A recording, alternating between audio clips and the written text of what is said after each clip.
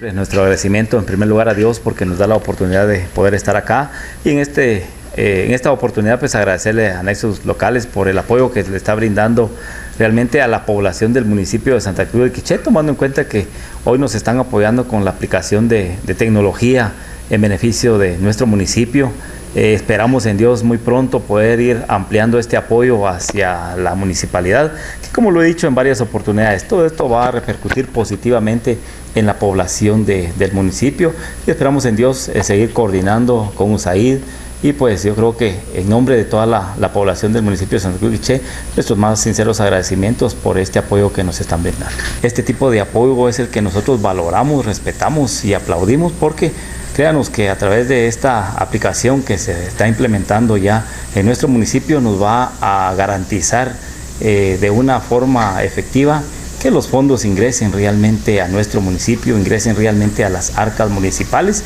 para que posteriormente podamos tener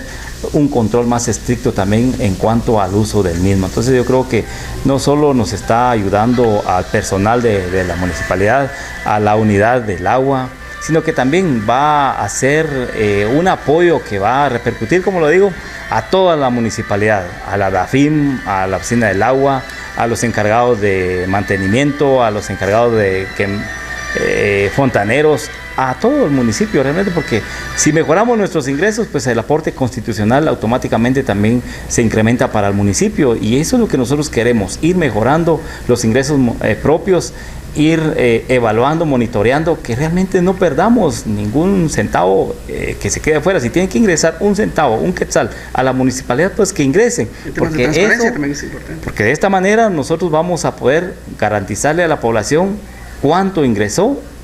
y pues de esta manera también le vamos a demostrar a la población dónde vamos a utilizar